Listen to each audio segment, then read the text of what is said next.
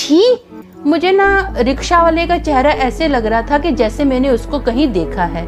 अब मैं जैसे घूर कर देख रही हूँ ना, तो उन लोगों का गटर की तरह मुंह खुल गया और ज्यादा गंदगी बकने लग गए। उसने इतने चीप तरीके से मुझे देखा था ना और बोला था, मुझे बहुत गंदा फील लग रहा था उसको देख के। जो भी लड़की आती जाती थी सबके साथ ऐसे ही गंदे गंदे कमेंट पास करता था। हमारे घर पर अपने दोस्तों के साथ तलवारें लेकर आ गया, मेरी और रिया की शादी कर दो, नहीं तो मैं रिया और खुद को तलवार से मार डालूंगा और पूरे परिवार को भी खत्म कर दूंगा। हमेशा इसका चेहरा एक खूंखार जंगली शिकारी की तरह लगता था मुझे। भेड़िया नहीं होता जैसे, बस भेड़ को दबोचने के लिए खड़ा है। इसकी रेपुटेशन जानती हूँ कि कैसा घटिया बंदा है ये।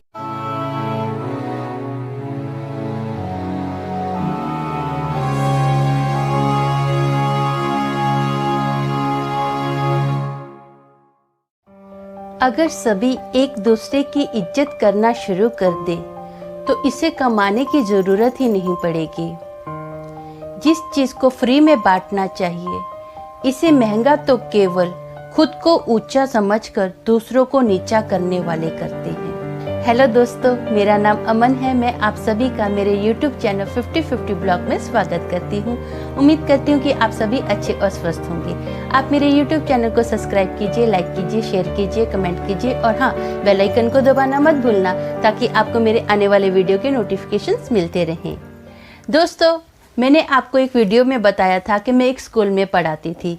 मैं जिस स्कूल में पढ़ाती थी वो स्कूल मेरे घर से काफ़ी दूर था। इसके लिए मुझे रिक्शा साइकिल लेनी पड़ती थी। मैं डेली रिक्शा साइकिल से ही आती जाती थी अपने घर पर और स्कूल पर। एक दिन क्या हुआ, मुझे बहुत लेट हो रहा था और मुझे रिक्शा साइकिल मिल ही नहीं रही थी। मैंने सोचा कि चलो थोड़ा आगे जाके देखती हूँ, शायद मिल जाए। तो मैं घर से थोड़ा निकली बाहर, आगे गई तो मुझे एक रिक्शा दूर से आती हुई दिखाई दी। तो मैंने रिक्शा को ऐसे हाथ कर रोका और रिक्शा वाले को बोला, भाई, मैंने अपने स्कूल का नाम लिया, मुझे वहाँ पर जाना है, जगह का बताया उसको कि जहाँ पर मुझे जाना है। तो मैंने उसको बोला, भाई आप मुझे वहाँ तक ले चलोगे? तो रिक्शा वाले ने बोला, ठीक है मैडम, बैठिए। अब मैं रिक्शा में बैठ गई। दोस्तों, मुझे ना रिक्शा वाले का चेहरा ऐसे लग रहा था कि जैसे मैंने उसको कहीं देखा है। मैं अपने दिमाग में सोच रही हूँ कि मैंने उसको कहाँ देखा है, मैं कंटिन्यू सोच रही हूँ। फिर मुझे याद आया, ये रिक्शा वाला तो मैंने कम से कम 4-5 साल पहले देखा था। मुझे इसका किस्सा याद आया। दोस्तों, मैं उस टाइम पे स्कूल में पढ़ती थी और मैं सुबह सुबह ट्यूशन पे जाती थी पढ़ने के लिए। अब सुबह सुबह मैं जिस रास्ते से ट्यूशन से जाती थी ना, एक बार क्या हुआ, बहुत सारे लड़कों की एक टोली मुझे कमेंट पास करने स्टार्ट कर दी। मैंने पहली बार तो सोचा चलो चुपचाप निकल जाती हूँ, कोई बात नहीं है, लेट गो करते हैं इन लोगों को। मैं थोड़ा और आगे गई तो वो लड़के जोर जोर से मुझे गंदे गंदे कमेंट पास करने लग गए। मुझे इतना गुस्सा आया उन लोगों पर। दोस्तों, मैंने ऐसे टर्न मारा उन लोगों की ओर और घूर के देखा। मुझे बहुत गुस्सा आ रहा था। मैं कुछ बोली नहीं, मैंने सिर्फ उनको घूर के ही देखा। अब मैं जैसे घूर कर देख रही हूँ ना, तो उन लोगों का गटर की तरह मुंह खुल गया और ज्यादा गंदगी बकने लग गए। मुझे बहुत गुस्सा आ रहा था, मैं कुछ बोल नहीं रही थी। मैं कंटिन्यू उनको घूर घूर कर देख ही रही थी। मैं जैसे ही उनको घूर घूर कर देख रही थी तो मुझे बाजू की दीवार पर एक लड़का बैठा हुआ नजर आया। मुझे उस पर भी बहुत गुस्सा आया। मैं सोच रही थी, मन ही मन में सोच रही थी कि ये कैसा लड़का है। हाँ, ये मुझे कितना गंदा गंदा बोल रहे हैं। ऐसा नहीं है कि उठ के आए और इन लोगों का मुंह बंद करवा दे, कुछ करता ही नहीं है। तो मैंने उस लड़के को भी घूर के देखा। जैसे मैंने उस लड़के को घूर कर देखा ना, वो लड़का दीवार से नीचे उतरा। मैं उस लड़के का नाम इस कहानी में बंटी रखती हूँ। तो बंटी दीवार से नीचे उतरा और जो बदतमीजी लड़के मेरे साथ कर रहे थे ना, तो उन लोगों की टोली के सामने आके खड़ा हो गया। टोली के सामने आकर खड़ा हो गया तो सब लोग चुप हो गए। जैसे सब लोग चुप हुए ना, तो बंटी ने क्या किया, एक लड़के के कंधे पर ऐसा हाथ रखा और मेरी ओर ऐसा टर्न किया और बोलता है, मुझे गुस्से से देखने वाली लड़कियां बहुत पसंद हैं। उसने इतने चीप तरीके से मुझे देखा था ना और बोला था, मुझे बहुत गंदा फील लग रहा था उसको देख के।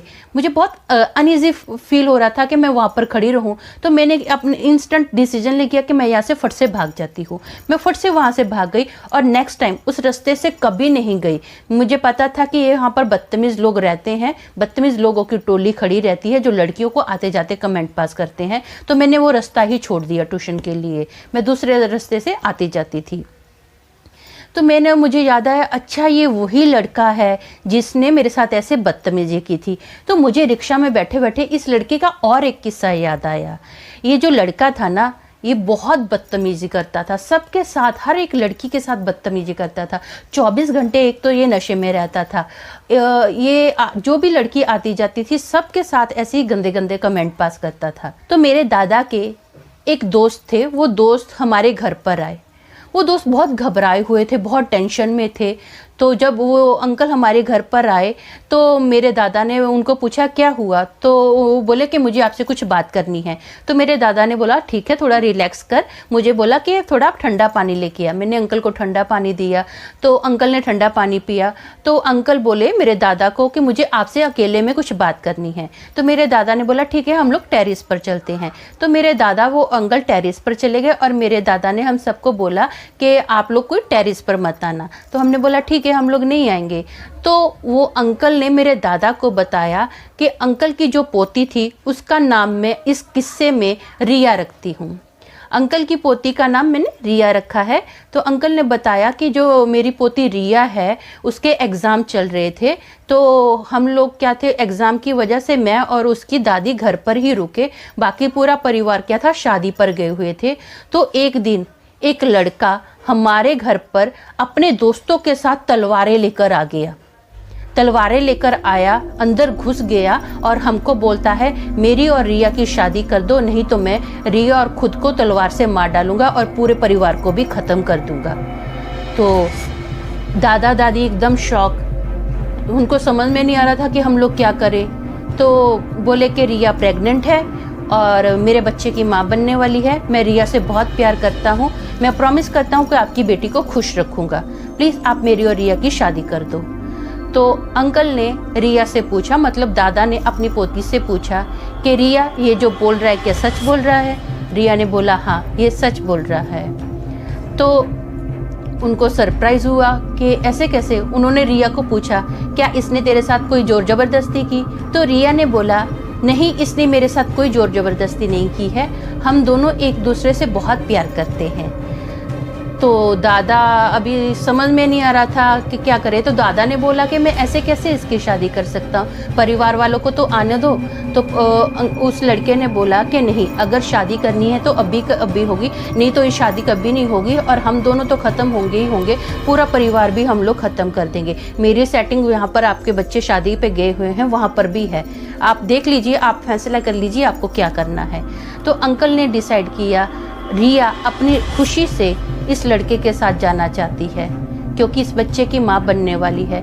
तो मैं नहीं चाहता हूँ कि मेरी वजह से ऐसा मैं कोई फैसला लूँ जिससे रिया भी मरे। चलो हमारी तो उम्र हो गई है, आज नहीं कल तो जाना ही जाना है, या फिर मेरी वजह से या फिर मेरे फैसले से मेरे जो परिवार के लोग हैं उन पर कुछ असर हो, क्योंकि उनको तो कुछ पता ही नहीं, वो तो लोग शादी में गए हुए हैं। अभी वो भी जवान लड़के हैं, रिया के जो भाई बहन थे बाकी जो थे वो भी सब जवान थे, कि आपस में कहीं मारा पीटी हो जाए, कोई खून खराबा हो जाए। तो अंकल ऐसा नहीं चाहते थे। तो अंकल ने डिसाइड किया कि ठीक है, अभी क्योंकि भाई भी इस शादी से एग्री नहीं थे, क्योंकि जो बंटी था ना, बंटी इतना आवारा लड़का था, नशेड़ी लड़का था। वो रिया से कई बार एक दो बार लड़की के भाई वालों ने देखा था कि बात कर रहा था, तो उसको वार्निंग देकर छोड़ दिया था। अब अंकल को पता था कि ये इस शादी के लिए लड़की के भाई तो मानेंगे नहीं और लड़का कुछ काम धंधा भी नहीं करता, इतना है भी नहीं इसकी रेपुटेशन, तो क्या किया जाए। तो अंकल ने डिसाइड किया अभी रिया की खुशी इसी में है,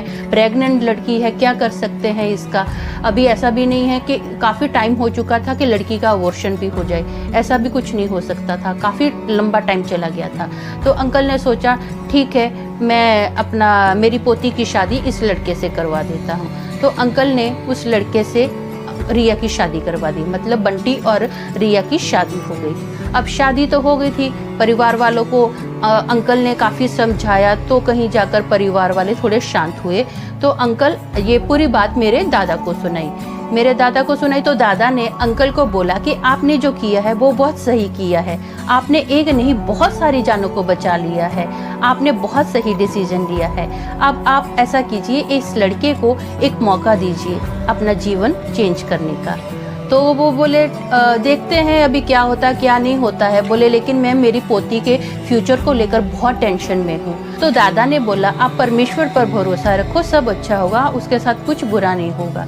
बस ऐसा है कि आप लड़की के साथ आते जाते बातचीत करते रहा करो, न्यूज़ निकालते रहो कि लड़की कैसी है। तो अंकल बोले ठीक है। तो अब अंकल तो चले गए थे।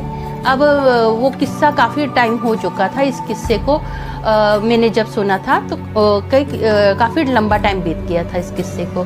मुझे याद आया अच्छा ये वही लड़का है। जब मुझे मेरे दादा ने बताया था ना ये शादी की बात, तो मैं खुद इतनी सरप्राइज हो गई थी, मैं इतनी परेशान हो गई थी। छी, रिया को यही लड़का मिला था शादी के लिए, उसको गुंडे मवाली के बिना कोई और पसंद नहीं आया। कितना घटिया लड़का है ये। रिया ने क्या कर दिया, उसने, मुझे ऐसा लगता था कि अपना फ्यूचर खराब कर लिया है।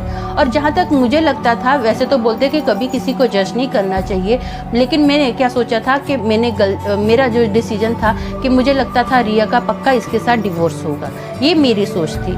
दोस्तों अब मैं रिक्शा में बैठी हूँ, मेरी ये किस्सा दिमाग में कंटिन्यू चल रहा है, रिक्शा भी चल रहा है। लेकिन जब मैं रिक्शा में बैठी ना, तो जो लड़का था, नशे करता था, जो बंटी था जिसकी रिक्शा में मैं बैठी थी, हमेशा इसका चेहरा एक खूंखार जंगली शिकारी की तरह लगता था मुझे। भेड़िया नहीं होता जैसे बस भेड़ को दबोचने के लिए खड़ा है, वैसा ये मुझे फील होता था। तो मुझे बहुत इसको देख के अनईजी फील होता था। लेकिन आज जब मैं इसके रिक्शा में बैठी ना, तो इसका चेहरा टोटल बदल गया था। ये अभी इसके चेहरे पर वो खूंखारपन नहीं था, बल्कि इसके चेहरे पर एक लाचारी मुझे नजर आ रही थी, एक डिप्रेशन दिख रहा था मुझे इसके चेहरे पर, एक लाचारी मुझे दिख रही थी इसके चेहरे पर। और ये 24 घंटे नशे में रहने वाला बंदा एकदम सीधा साधा दिख रहा था, और इसके पास तो पैसा भी बहुत था। अब ये तो नशे का काम करता है, जो नशे का काम करते हैं, ड्रग्स वगैरह सप्लाई करते हैं, आपको पता है कि उनके पास कितना पैसा रहता है। तो इसके पास तो पैसे की कोई कमी नहीं थी। ये रिक्शा क्यों चला रहा है मुझे कुछ समझ ही नहीं आ रहा था। तो मैंने सोचा कि थोड़ा मैं इससे बात करती हूँ। अब मैं अंदर ही अंदर बहुत हिचकिचा रही थी कि इससे बात करूँ कि ना करूँ, क्योंकि मुझे इसकी पहले मैं जब इसको जानती थी, इसकी रेपुटेशन जानती हूँ कि कैसा घटिया बंदा है ये। अब लेकिन मुझे वो ऐसा कुछ दिख भी नहीं रहा है, क्या करूँ। तो मेरे अंदर ना बहुत जिज्ञासा पैदा हो रही थी, मैं जानना चाहती थी कि ये रिक्शा कैसे चला रहा है, एक गुंडा रिक्शा चला रहा है, मुझे बहुत अजीब लग रहा था। तो मैं सोच रही थी पूछूँ नहीं पूछूँ। तो मैंने उसको बोला, पहले थोड़ा धीरे से बोला कि भाई, फिर मैंने बोला भाई रिक्शा।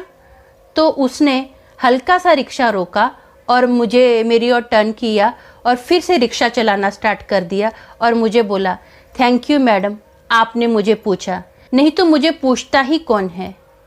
आपने मुझे पूछा है तो मुझे आपके सवाल का जवाब देना ही होगा।